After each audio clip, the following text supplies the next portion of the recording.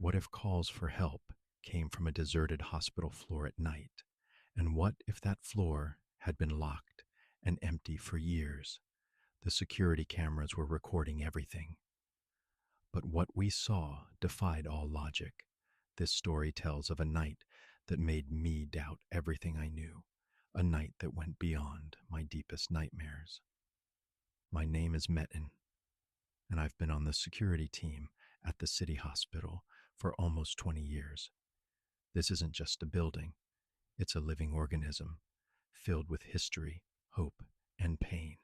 At night, as the corridors stretch longer and the shadows deepen, the true character of the hospital emerges.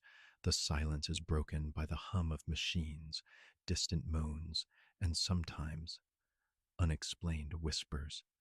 Security is all about being invisible. We check doors, monitor cameras, maintain calm. But some nights, maintaining calm becomes impossible, especially when calls for help come from behind a locked door from a floor that's been empty for years, and those screams are being picked up by the cameras. This is St. Christopher, the oldest hospital in the city, standing for over a century. With the new annexes, the old structure's fourth floor was completely sealed off 15 years ago. Maintenance costs, asbestos, lack of modernization, a long list of reasons. The floor was sealed, electricity cut, windows blacked out. The intention was for it to be utterly forgotten. From time to time, whispers circulated about that floor being haunted, stories of old patients' spirits lingering there.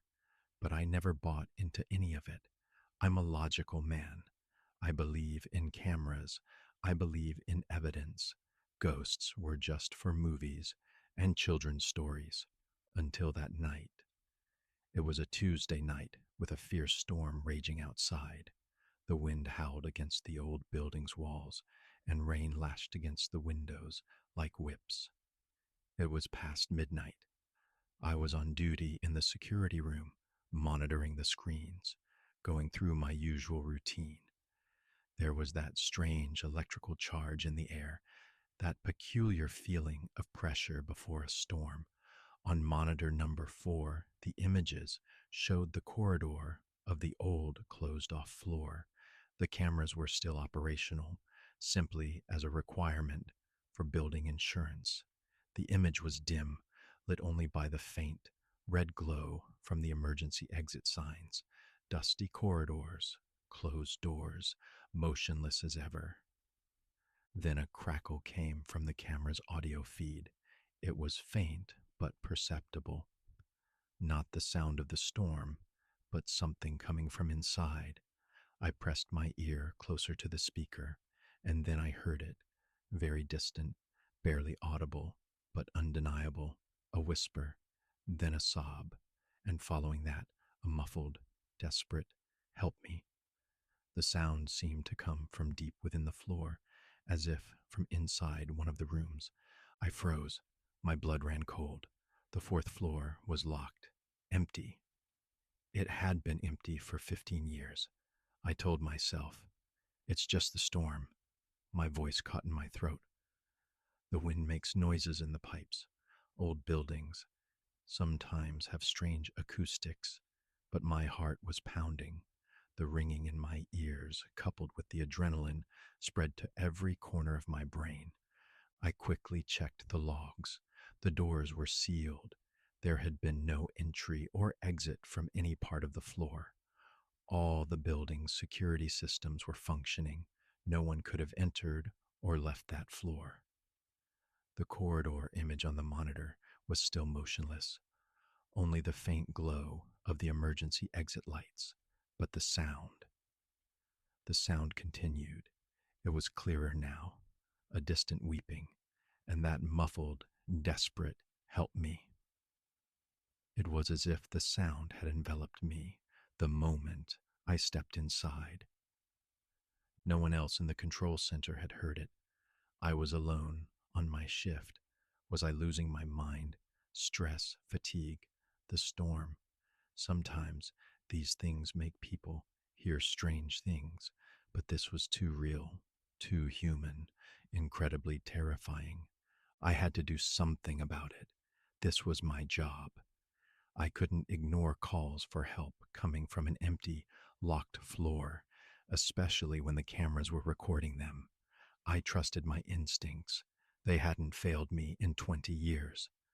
So I grabbed my keys, took my radio, and headed out into the corridor. My boots echoed in the silent, deserted hallways. With every step, my heart beat faster. I took the elevator to the fourth floor. The elevator groaned as it ascended, swaying with each floor. It stopped when I reached the rusty doors of the floor. A large, faded sign on the heavy metal doors read, "Do not enter, closed floor." I unlocked the door with my key. The lock clicked open with a harsh sound. I pulled the heavy door ajar, and stale, musty air wafted out, as if trapped for 20 years. The floor was pitch black. The emergency lights weren't working, just darkness. I turned on my flashlight, and its beam created long, dancing shadows in the dusty corridor. The air was heavy, thick, as if trying to fill my lungs with bleach. Layers of dust covered every surface. Cobwebs hung from the walls like tattered curtains.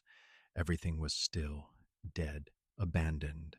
But now, in my ears, the sounds I'd heard in the control room echoed again, whispers, weeping, and that desperate, "Help me."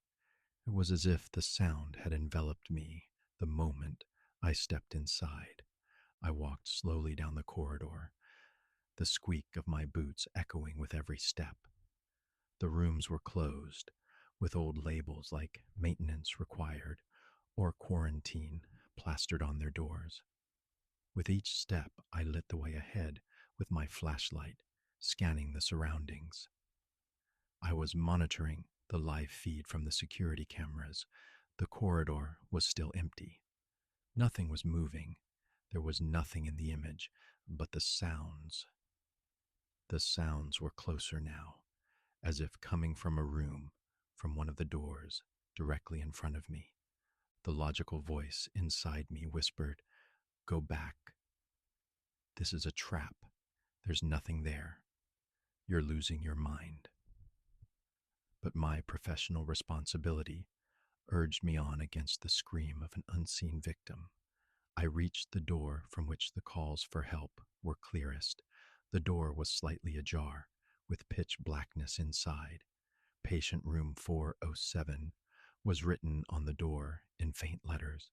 My hand went to the doorknob. It was cold, rusty. I slowly pushed it. The door creaked open, releasing even staler air from inside. I shone my flashlight in. The room was empty, completely empty. No bed, no furniture, nothing. Just a dusty floor and peeling paint on the walls. But right in the middle of the room, on the floor, there was something new. A small, bright new teddy bear with a blood-red ribbon.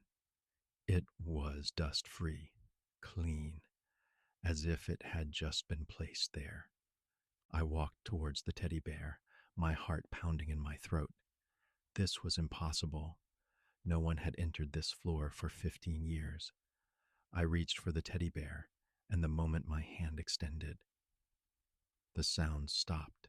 Completely, no whispers, no weeping, no calls for help. Just a dead silence and the soft fur of the teddy bear under my hand. I picked up the teddy bear from the floor. It was soft, pristine, new. There was a small weight inside it, as if it contained a battery. I squeezed the teddy bear, and then I heard it, very faintly, as if coming from within it. A little girl's voice murmured, "Thank you." I froze. I dropped the teddy bear. It made a click sound as it hit the floor, a very loud sound in that silence. The beam of my flashlight danced on the floor. I panicked, a real primal panic, the kind of panic that makes you want to run without looking back. but I couldn't run. I backed out of the room, my eyes fixed on the teddy bear. I slammed the door shut behind me, locked it. I hurried down from the fourth floor. When I returned to the security room, the cameras were still recording. There was nothing in the image, but when I listened to the audio recording again, there were the whispers and cries from the moment I entered the room. And exactly when I picked up the teddy bear, the sounds stopped. But the teddy bear's voice that wasn't on the camera recording, it was something only I had heard. That night, I wrote a report. Auditory anomalies via cameras. Teddy bear found on floor 4. Abnormal sounds ceased. That's all I could write. I didn't tell anyone the teddy bear had whispered to me. No one would believe me. They'd lock me up in a mental hospital. I locked the teddy bear in a drawer, never to return, but that night's experience changed my perception of the hospital. I understood that every floor, every room held a story, that some floors, even if closed, never truly closed, and that some calls for help came from beyond our physical world. Sometimes, even now, on my shift, I still watch that silent, empty floor on the monitor.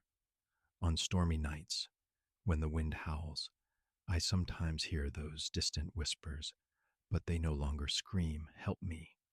They're more like just a whisper of sadness, of loneliness, and I continue to hear that little "thank you" the teddy bear whispered to me. This is my deepest secret, and I know that some doors never truly close. Hello, friends. Thank you all for joining me on this chilling journey. Your support means everything to me, and I absolutely love reading your reactions and personal experiences in the comments section. If this story kept you on the edge of your seat or sent shivers down your spine, please make sure to hit that like button and consider subscribing for more haunting tales. Have you ever experienced anything similar to this? Or perhaps you have your own unexplainable story to share. I genuinely love to hear your thoughts in the comments below. Each of your stories adds another fascinating layer to our growing community of horror enthusiasts. And if you think someone else might enjoy a good scare, don't forget to share this video with them. Stay tuned for more spine-chilling stories, and remember, sometimes the scariest tales are the ones that could happen to any of us. Thank you again for watching, and I'll see you in the next video if you dare.